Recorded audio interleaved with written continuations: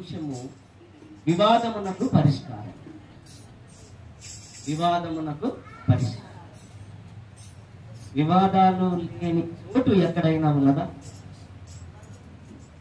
వివాదాలు లేని చోటు కుటుంబములు, సంఘములు, సమాజములు, గ్రామములు, పట్టణములు, నగరములు, రాష్ట్రములు, దేశములు, ఖండాంతరాలలో సైతము ఎక్కడ చూసినా వివాదాలు.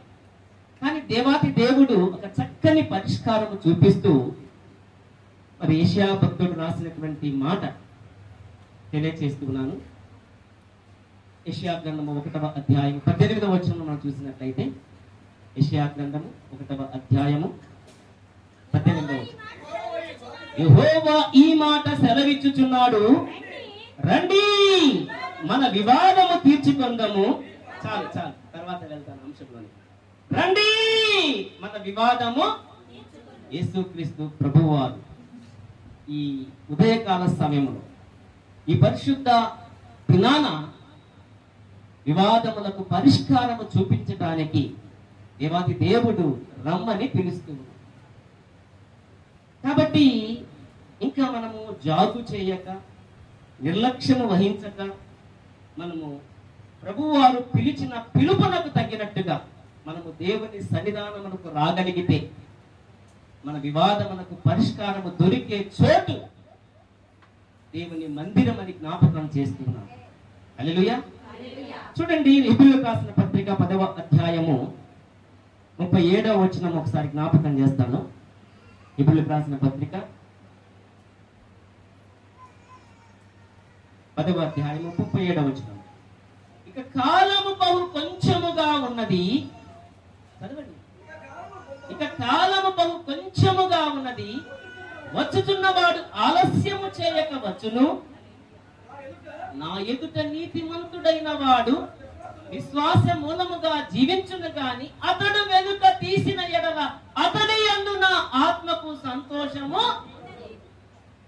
చూడండి ఒకసారి, చాలా జాగ్రత్తగా వాక్యం వినాలి, అర్థం చేసుకోవడానికి ప్రయత్నం చేయాలి. ఏదో వింటున్నామంటే ఎటువంటి ప్రయోజనము? దేవుడు రమ్మని పిలిచాడు. రమ్మని పిలిచిన వెంటనే యాక్షన్ టు రియాక్షన్, చర్యకు ప్రతిచర్య నీ జీవితంలో, నీ కుటుంబంలో, నీ సంఘములో, నీ గ్రామములో, నీ పట్టణములో, నీ రాష్ట్రములో, నీ దేశములో ఉన్నదా?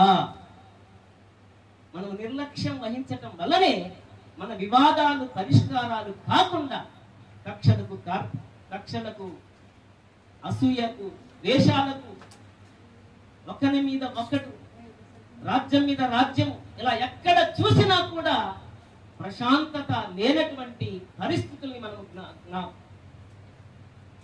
జ్ఞాపకం చేసుకుంటున్నాం. కాబట్టి దేవాతి దేవుడైతే ఒక చక్కని పరిష్కారం చూపించడానికి ఆయన రమ్మని పిలుస్తూ ఉన్నాడు. చూడండి, ఇక కాలము బహు కొంచెముగా ఉన్నది. ఒకసారి మనము గమనించినట్లయితే ఎవరి వయసును వారు పరిగణనలోకి తీసుకొని దేవుడు మనల్ని ఎప్పుడు దర్శించాడో, దేవుడు మనల్ని ఎప్పుడు పిలిచాడో, ఆయన పిలుపునకు తగినట్టుగా మనము వెంటనే స్పందించామా, లేక స్పందన లేనిటువంటి పరిస్థితుల్లో మనము జాగు చేస్తూ ఉంటూ ఉన్నామా? ఇక కాలము బహు కొంచెముగా ఉన్నది. బహు కొంచెము అంటే నేను అన్నయ్య గారికి చెప్పాను 9 గంటలకల్లా వస్తాను అని, కానీ నేను కూడా సమయానికి రాలేకపోయాను, కాలాన్ని పాటించలేకపోయాను. ఇది మానవ నైజం. 1/2 గంట లేట్ వచ్చాను. ఇది మన పరిస్థితి. కానీ దేవుడైతే ఖచ్చితంగా సమయానికి యాక్షన్ టు రియాక్షన్, నేడు నీవు నాతో కూడా పరదేశంలో ఉంది అన్నాడు. ఎప్పుడు? వెంటనే యేసు అన్నప్పుడు నేడు నీవు నాతో కూడా. అది ఆయన ప్రేమ. రేపు అన్నాడా, లేకపోతే ఎల్లుండి అన్నాడా, లేకపోతే తర్వాత అన్నాడా? మనమైతే వస్తామంటాము, రేపటికి వాయిదా వేస్తాం, చూస్తామంటాము, వాయిదా వేస్తాం, చేస్తామంటాము, తప్పించుకుంటాం. ఇది మానవ నైజం. కానీ దేవుడైతే ఆయన మాట ఇస్తే మాట తప్పని దేవుడు. హల్లెలూయా. ప్రియమైన దేవుని బిడ్డలారా, కాలము బహు కొంచెముగా ఉన్నది. బహు అనే మాట అండర్లైన్ చేసుకోండి. ఈరోజు వాక్యం దాని మీదనే ఉంటుంది. బహు అంటే కొంచెం. ఇక కాలము బహు కొంచెముగా ఉన్నది, వచ్చుచున్నవాడు ఆలస్యము చేయక వచ్చును. నా ఎదుట నీతి మంతుడైన వాడు విశ్వాస మూలముగా జీవించును కాని అతడు వెనుక తీసిన ఎడల అతని యందు నా ఆత్మకు సంతోషము. వెనుక తీసిన లోతు భార్య ఏమైపోయింది? ఉప్పుస్తంభం అయిపోయింది. వెనుక తీసిన తప్పిపోయిన కుమారుడు ఏమైపోయాడు? పందుల పొట్టు తినటానికి కూడా తర్వాత తెలుసుకున్నాడు అనుకోండి, అది వేరే విషయం. అంటే దేవుడు పిలిచినప్పుడు మనము మరచబడకపోతే ఖచ్చితంగా ప్రమాదం ఉంది. హల్లెలూయా. కాలము బహు కొంచెముగా ఉన్నది, వచ్చుచున్నవాడు ఆలస్యము చేయకవచ్చును. నా ఎదుట నీతిమంతుడైన వాడు విశ్వాస మూలముగా జీవించాలి. హల్లెలూయా. విశ్వాస మూలముగా మన జీవితాల్లో వివాదములకు పరిష్కారాలు జరగకుండా అనుకున్నది లేదా ఆలోచించినది, ఊహించినది, కోరుకున్నది నా జీవితంలో ఎందుకు జరగటము లేదు? ఎందుకు జరగటం లేదు చెప్పండి. ఆయన పిలుపునకు తగినట్టుగా మనము విశ్వాస మూలముగా ఉండటము లేదేమో. విశ్వాసం అంటే ఇప్పుడు నేను నిజంగా చెప్తున్నాను, ఏమి తినాలి, కానీ ఇప్పుడు నేను ఎటువంటి విశ్వాసం ఉన్నానంటే హైదరాబాద్ బిర్యానీ తిన్నంత విశ్వాసంలో ఉన్నాను. అలా ఉండాలి. విశ్వాసమునకు కర్తయు విశ్వాసం అన్నది నిరీక్షింపబడు వాటి యొక్క నిజ స్వరూపమును అదృశ్యమై ఉన్నవి అంతకు రుజువునై లేని ఉన్నట్టుగా. సమయం లేదు, తినకుండా వచ్చాను, అది వేరే విషయం. దేవుడు శక్తిని ఇస్తాడని చెప్పి. కాబట్టి నా ప్రియమైన దేవుడు బిడ్డలారా, ఈ ఉదయకాల సమయంలో నీతిమంతుడైన వాడు విశ్వాస మూలముగా జీవించాలి. నెంబర్ 1, నీతిమంతుడైన వాడు. అయితే మనము నీతిమంతులమా? కానే కాదు. నీతిమంతుడు ఒక్కడే, ఆయనను మనం అంటే అబ్రహాము దేవుని నమ్మెను, అది నీతిగా ఎంచబడింది. నీవు కూడా నీ పేరు పెట్టుకొని నిజంగా దేవుని గ్రంథములో ఈ మాట చెప్పగలిగితే నీవు ధన్యుడవు, ధన్యురాలు. హల్లెలూయా. కాబట్టి నా ప్రియమైన దేవుని బిడ్డలారా, నా ఎదుట నీతిమంతుడైన వాడు విశ్వాస మూలముగా జీవించును గాని అతడు వెనుక తీసిన ఎడల అతని యందు నా ఆత్మకు సంతోషము. అంటే దేవుని చిత్తము, దేవుని ఉద్దేశం ఏమిటంటే అవిశ్వాసులు విశ్వాసులుగా మార్చబడాలి, చీకటిలో ఉన్నవారు వెలుగులోనికి రావాలి, అపరిశుద్ధులు పరిశుద్ధులుగా మార్చబడాలి, అపవిత్రులు పవిత్రులుగా నిలబడాలి. కాబట్టి నా ప్రియమైన దేవుడు అది కోరుకుంటున్నాడు. మనం ఎక్కడ వేసిన దొంగలి అక్కడే ఉంటే ఎటువంటి ప్రయోజనము? అరండి మన వివాదము తీర్చుకుందాం. ఏమిటి మనకు ఆయనకున్నటువంటి వివాదము? మనకు చుట్టమా లేకపోతే పక్కమా? అవునా చెప్పండి, చెప్పండి. ఎవరు ఆయన? ఆయనకు మనకు సంబంధం ఏమిటి? మన ఉనికికి, మన మనుగడకు ఆయనే ప్రధాన కారకుడు. సమస్తమును ఆయన మూలముగా కలిగను. కలిగి ఉన్నది ఏది ఆయన లేకుండా. ఇప్పుడు ఆయనకు మనకున్నటువంటి కనెక్టివిటీ మనకు తెలిసిపోయింది, అవునా కాదు? ఆయన లేకుండా పూచిక పుల్ల సైతము కలుగు. ఆమేన్. కాబట్టి నా ప్రియమైన దేవుని బిడ్డలారా, ఈ మధ్యాహ్న కాల సమయంలో ఇక కాలము బహు కొంచెముగా ఉన్నది. అయితే చాలా మంది అంటుంటారు కదా, నేను రక్షింపబడి 25 సంవత్సరాలు అయిందండి, నేను దేవుల్లో ఉండటాన్ని బట్టి 10 సంవత్సరాలు అయిందండి, ఇదండి నా విశ్వాసము, ఇదండి నా గొప్పతనం అనుకుంటూ ఉంటారు. అయితే ఎందుకు మన జీవితాల్లో ఫలితాలు రావటం లేదు? ఎందుకు మన ప్రశ్నలకు జవాబులు రావటం లేదు? మీరు బహుగా ప్రార్థన చేసినను నేను వినను అంటున్నాడు దేవుడు. బహుగా ఎక్కడ ఉందన్నమాట? చూద్దామా? చూడండి, యెషయా గ్రంథం 15 ఒకే ఒక లైన్ ఉంటుంది. మీరు మీ చేతులు చాచినప్పుడు మిమ్మును చూడక మీరు బహుగా ప్రార్థన చేసినను. వెరీ క్లియర్, ఆయన వినడు. వినకుండా ఉండటానికి కారణం ఏమిటంటే మన మీద ఒక నేరము ఉన్నది. హెబ్రీయులకు రాసిన పత్రిక 3వ అధ్యాయం 12వ వచనం చదవండి, త్వరగా చదవండి, త్వరగా. హెబ్రీయులకు రాసిన పత్రిక 3వ అధ్యాయం. సహోదరులారా, జీవము గల దేవుని విడచిపోవునటువంటి విశ్వాసము లేని దుష్ట హృదయం మీలో ఒకవేళ ఎవని అందైనా ఉన్నదేమో అని జాగ్రత్తగా స్పష్టంగా చెప్పటం ఇక్కడ కూడా. అంటే అయ్యగారు కొన్నిసార్లు స్పష్టంగా చెప్పి ఏం చేస్తారు, అప్పు బాగా అయ్యగారు స్టూటిగా చెప్తారు, ఈరోజు మానుకుందాం అనుకుంటారు. శుద్ధిమెత్తనంగా చెప్తున్నారు ఇక్కడ. అవునా? అంటే అంటే ఏమవుతో అనకపోతే ఏమవుతుంది. అందుకని ఇక్కడ కూడా భక్తుడు చాలా జాగ్రత్తగా మాట్లాడుతున్నాడు. సహోదరులారా, జీవము గల దేవుణ్ణి విడచిపోనటువంటి విశ్వాసము లేని దుష్ట హృదయము మీలో ఒకవేళ ఎవని అందైనా ఉన్నదేమో. ఉందో లేదో మనకు తెలియదు. ఉంది అని చెప్పి ఏమంటారు, నువ్వు చూసినావా అంటారు. అవునా? నువ్వు చూసావా అంటారు. అందుకని ఒకసారి మనం ఆలోచన చేద్దాం. విశ్వాసము లేని దుష్ట హృదయము మనలో ఉంది కాబట్టి మన ప్రార్థనకు జవాబు రావటము ఎందుకని ఆయన వినటం లేదంటే విశ్వాసము లేని దుష్ట హృదయము మనలో ఉంది కాబట్టి. నెంబర్ 1 ఇది అంగీకరిద్దాం.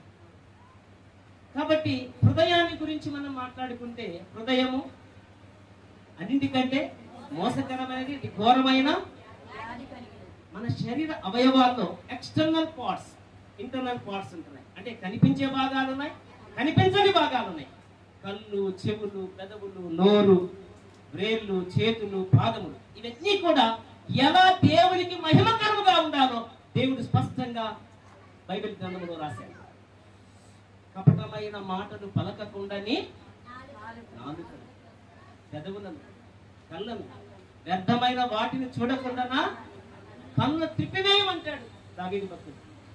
ఈ చేతులతో ఏమి చేయాలి? సంఘములో పురుషులైనటువంటి వారు ఎలుగెత్తి యెహోవాకు మొరపెట్టాలి.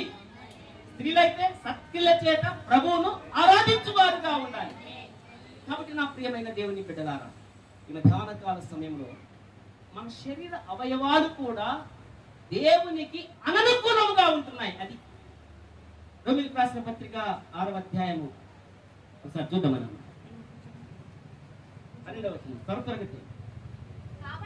కాబట్టి శరీర దురాశలకు లోబడినట్లుగా చావునకు లోనైన మీ శరీరమందు పాపమును ఏలనీయకుడి, మరియు మీ అవయవములను దుర్నీతి సాధకములుగా పాపములకు అప్పగించకుడి.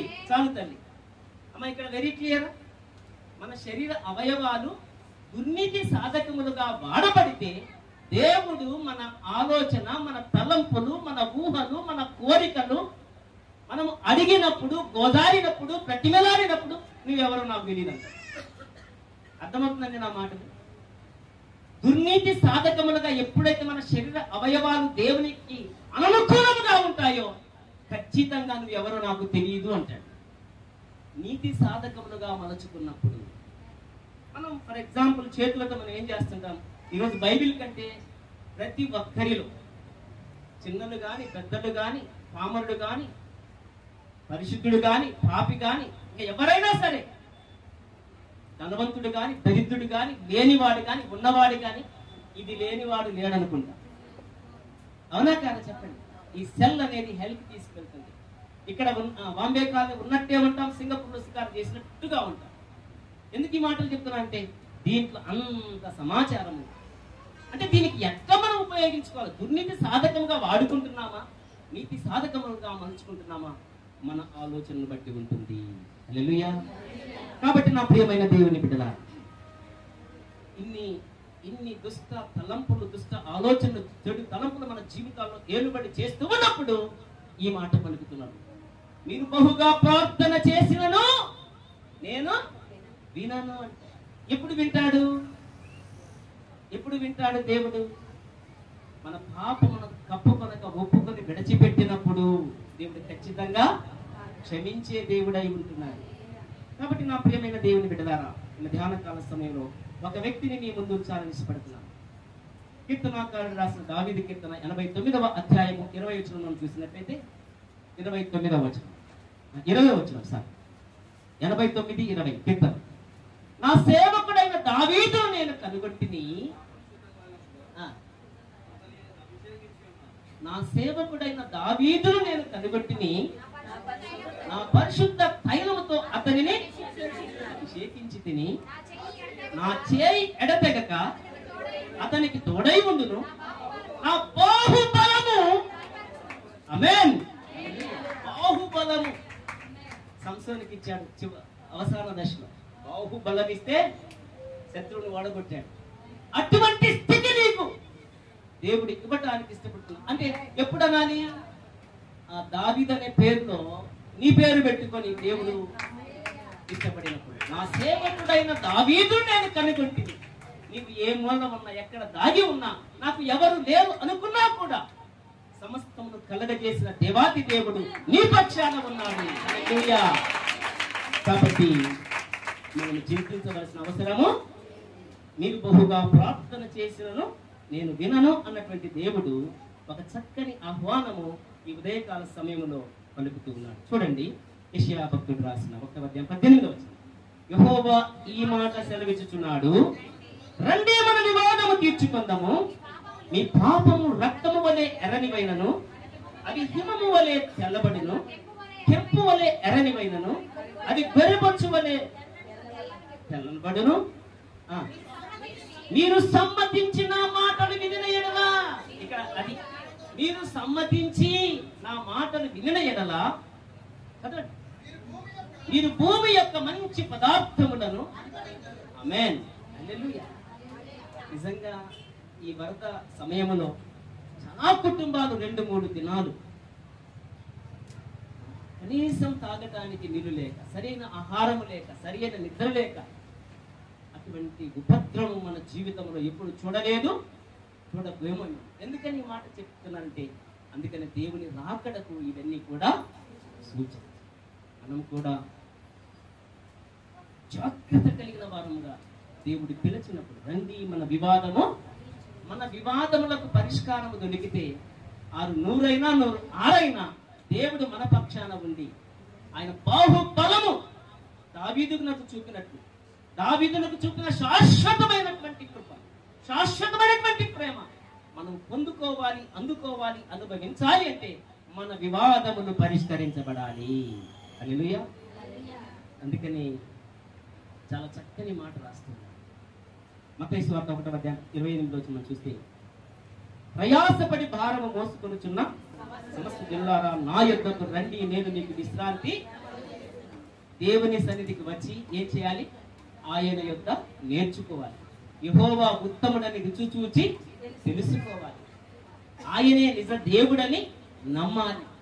ఇర్మియా గ్రంథం 10వ అధ్యాయం 10వ వచనం. ఇర్మియా గ్రంథం 10వ అధ్యాయం 10వ వచనం. త్వరగా చదవండి, నేను స్పీడ్గా.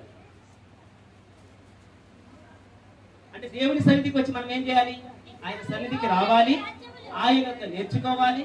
యెహోవా ఉత్తముడని రుచి చూచి తెలుసుకోవాలి. ఆయనే నిజమైన దేవుడని నమ్మాలి. ఏదో వచ్చి వెళ్ళటం కాదు. అర్థమవుతుందండి? చదవండి. యెహోవాయే నిజమైన దేవుడు, ఆయనే జీవము కలిగిన దేవుడు, సదాకాలము ఆయనే రాజు. 12వ వచనం చదవండి. 12.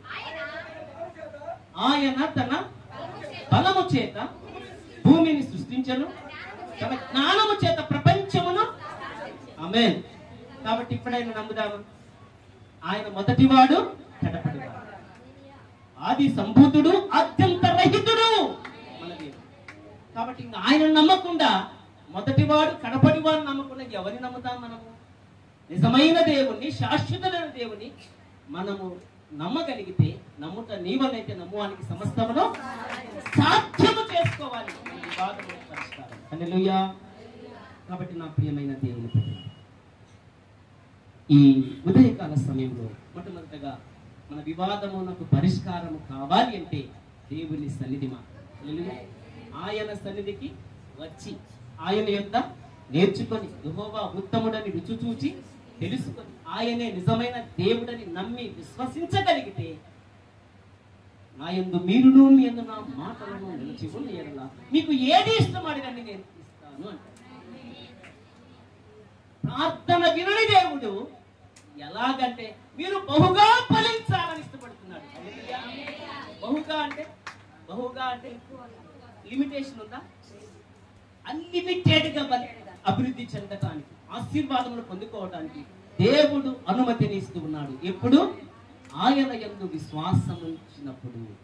నా ఎదుట నీతిమంతుడైన వాడు విశ్వాస మూలముగా జీవించును గాని అతడు వెనుక తీసిన ఎడల అతని యందు నా ఆత్మకు.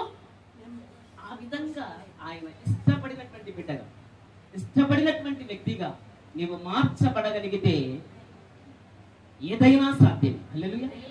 కాబట్టి ఈ ఉదయకాల సమయంలో జ్ఞాపకం చేస్తున్నాను, యెహోవాయే నిజమైన ఆయన. మన పాపములను మన్నించకుండా పోవటానికి ఆయనేమో నాలాగా నీలాగా వ్యక్తి కాదు కదా. 59వ అధ్యాయం యెషయా 30వ చదువుదాము. రక్షింపనేరక ఉండునట్లు యెహోవా హస్తము విరుచ కాలేదు, విననేరక ఉండునట్లు ఆయన చెవులు మందము కాలేదు. మీ దోషములు మీకును మీ దేవునికి. ఇది రెండవ నేరం. మొదటి నేరం ఏంటి? జీవము గల దేవుని విశ్వాసము లేని దుష్ట హృదయం మనలో ఉన్నందువలన, అంటే జీవము లేని వాటిని మనము ఒకవేళ అనుకరిస్తున్నామే మనకైతే తెలియదు. కానీ మనమైతే జీవము గల దేవుణ్ణి మనము పూజించాలి, సేవించాలి, ఆరాధించాలి. మనలో శ్వాస ఉన్నంత వరకు మనము మట్టిలో కాలగర్భములో కలిసిపోయే వరకు. శ్వాస నిశ్వాసాన్ని నేను ఇందాక పాటలో చెప్పాను కదా. శ్వాస నిశ్వాస అంటే మనం వదలటము, గాలి అంటే మన స్తుతి, మన ఆరాధన ఆయన సన్నిధికి చేరే వరకు ఉండాలి. కాబట్టి రెండవ మన మీద ఒక నెపం ఏంటంటే, మీకును మీ దేవునికి ఏమడ్డం వచ్చింది? మన దోషము, మన పాపము. కాబట్టి రక్షింపనేరక ఉండునట్లు యెహోవా హస్తము కురుచకాలి. ఒకసారి ఆయనని గురించి, ఆయన ఆకారాన్ని గురించి ఒక్కసారి జస్ట్ సినిమాలో చూసినట్టు చూద్దాము. మరి ఆయన ఎక్కడ ఉన్న దేవుడు చెప్పండి? ఆయన ఆకాశములో. ఆకాశము నా సింహాసనము. ఇప్పుడు మనం ఇక్కడ కూర్చున్నాము, కాళ్ళు ఒక 2 అడుగులు ఉంటాయి. ఆయన ఎక్కడ కూర్చున్నాడు? ఆకాశం. పాదములు ఎక్కడ ఉన్నాయి? ఆయన చేతులు ఎంత ఉన్నాయి? రక్షింపనేరగా ఉండునట్టు యెహోవా హస్తము. ఒకటి దీవించాలంటే నా చేతులు ఒక అడుగు కూడా లేదు. కానీ ఆయన అయితే ఆకాశమందు ఆసీనుడైనటువంటి దేవుడు. భూమి మీద 7 ఖండాలలో 200 దేశాలలో ఏ మూలన దాగి ఉన్నా సరే సృష్టించడానికి ఆయన చేతులు కురుచ కాలేదు. అంటే కొద్దివి కాలేదు. కొద్దివి చేతులు కురిచి అంటే కొద్దివి కాలేదు. విననేరక ఉండినట్లు ఆయన చెవులు. అయితే ఎప్పుడు వింటాడు అంటే, మనం హల్లో అంటే హాయ్ అంటాం కదా, ఆ విధమైనటువంటి కాంటాక్ట్ ఉండాలని. నేను పరిశుద్ధుడనై ఉన్నాను, మీరు పరిశుద్ధులై. పరిశుద్ధత లేకుండా ఎవరు కూడా ప్రభువుని చూడరు. కాబట్టి నా ప్రియమైన దేవుని ప్రజలారా, ఈ మధ్యాహ్న కాల సమయంలో మనస వాచ కర్మేనా అంటారు. అవునా?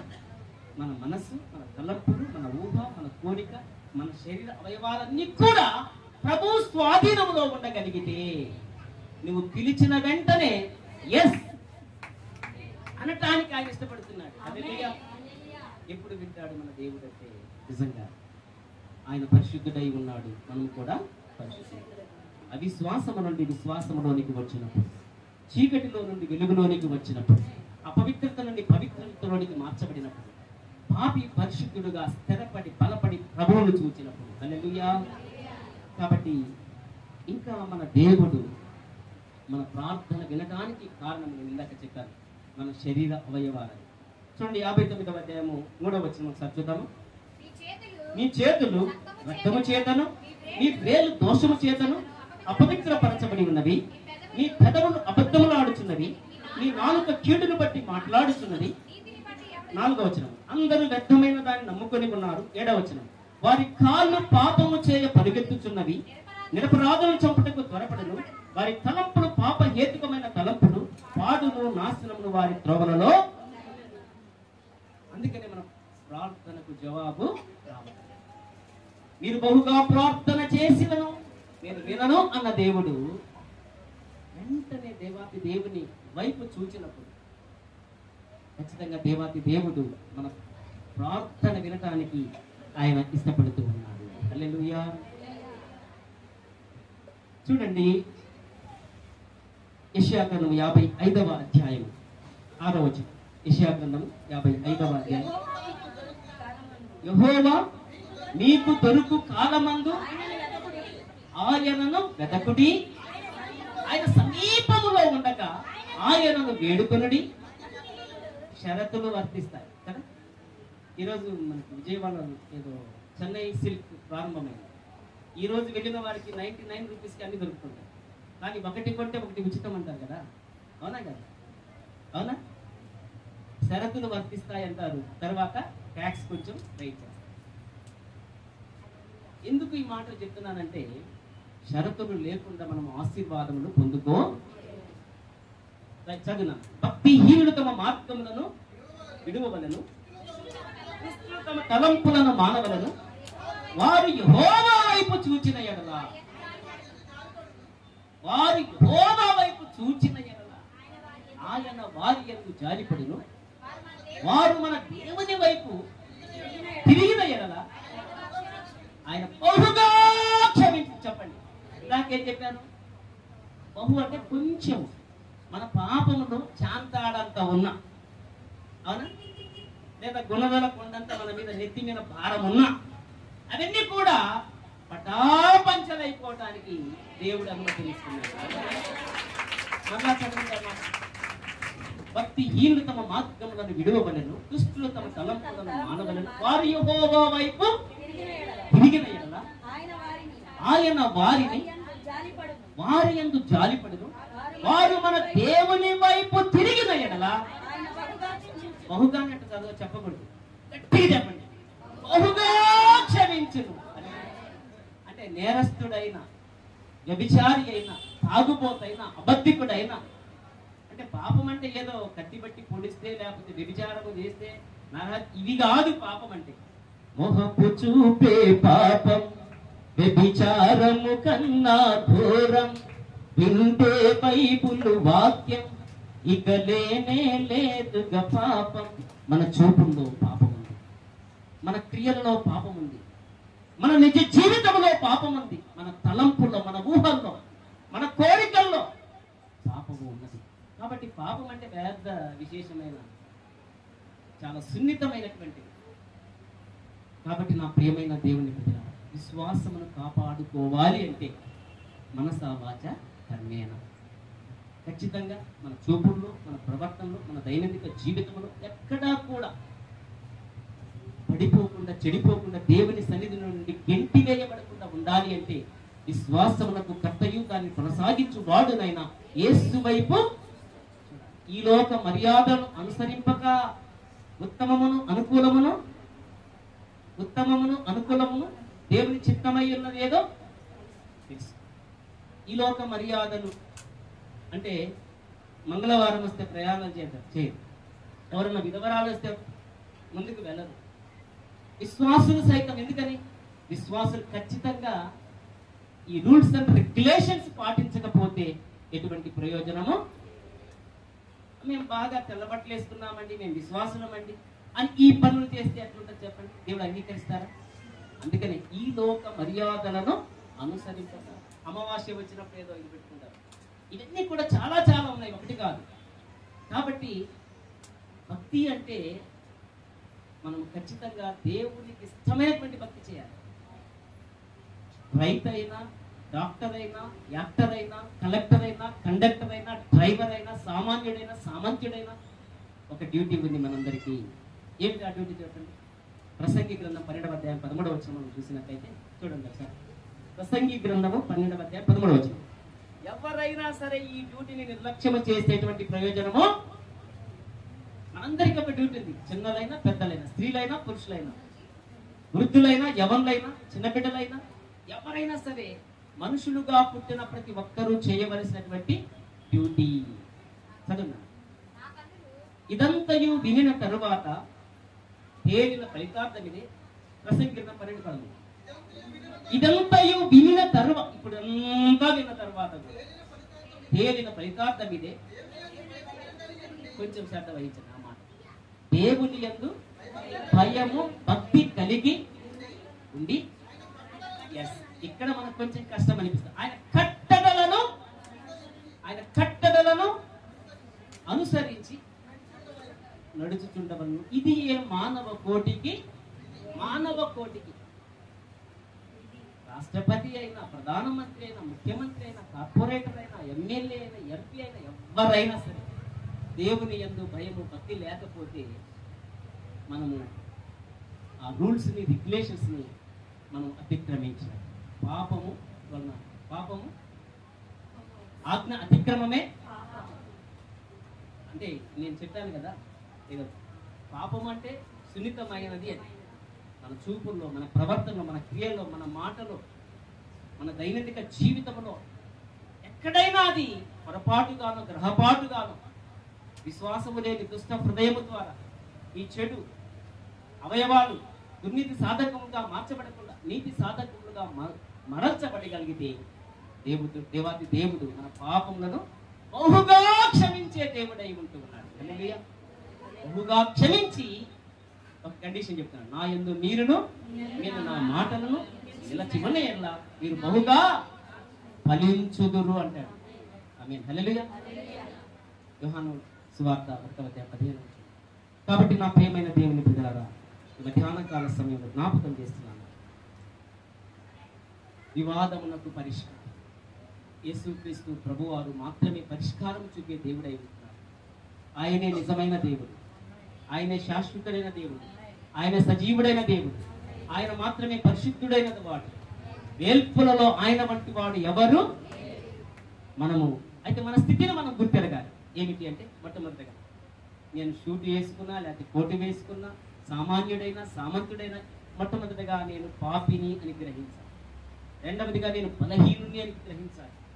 రోమీయులకు రాసిన పత్రిక 5వ అధ్యాయం 6, 8, 10 వచనాలు చూస్తే మనము పాపులమై ఉంటున్నాము, మనము బలహీనమై ఉంటున్నాము, మనం శత్రుత్వంలో ఉంటూ ఉన్నట్టు. అక్క అంటాము కానీ అక్క యొక్క క్షేమము కోరం, అన్న అంటాము కానీ అన్న యొక్క క్షేమము.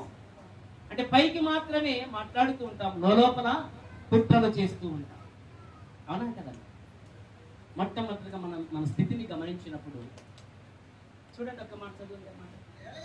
ఎలాగనగా మనం ఇంకా బలహీనమై ఉండగా క్రీస్తు యుద్ధకాలంలో భక్తిహీన కొరకు చనిపోయాను. మనము పాపులమై ఉండగా 8వ వచనం, అయితే దేవుడు మన యందు తన ప్రేమను వెల్లడించుతున్నాడు. ఎట్లనగా మనం ఇంకా పాపులమై ఉండగా, అంటే కాలాలు 3 కాలాలు, నిన్న నేడు రేపు కదా. మనం ఇంకనూ పాపులమై ఉండగా అంటే మనం దేవుని సన్నిధిలోనికి వచ్చి విశ్వాసములుగా తీర్చబడి పనిలో చేయి వేస్తూ ఉన్నప్పటికీ కూడా ఎక్కడైనా ఏదైనా పొరపాటు గ్రహపాటుగానో, మన తలంపులో, మన ఊహలో, మన మాటలో, ప్రవర్తనలో ఏదైనా కొద్దువ కొరత ఉన్నదేమో ఒకసారి మనము జ్ఞాపకం చేస్తాం. ఎందుకంటే ఆయన మాత్రమే నీతిమంతుడై ఉంటున్నాడు, మనము అనీతిమంతులమై ఉంటున్నాడు. అబ్రహాము దేవుని నమ్మెను, అది అతనికి నీతిగా ఎంచబడింది. నీవు నేను కూడా దేవుని నమ్మగలిగితే నీతిమంతుడుగా తీర్చబడతాం. యేసుక్రీస్తు ప్రభువారు మన వివాదానికి పరిష్కారము చూపించడానికి 2024 సంవత్సరాల క్రితం ఈ లోకానికి అరుదించాడు. గొప్ప కార్యాలు చేశాడు. తన ప్రాణాన్ని పణంగా నీ కొరకు నా కొరకు పెట్టాడు. సజీవుడై రాబోతూ ఉన్నాడు. వచ్చే రాకడకైనా సరే సిద్ధపడి ఉండకపోతే ప్రయోజనము. అందుకని సామెతల గ్రంథం 1వ అధ్యాయం 7వ వచనం చదువుదాం.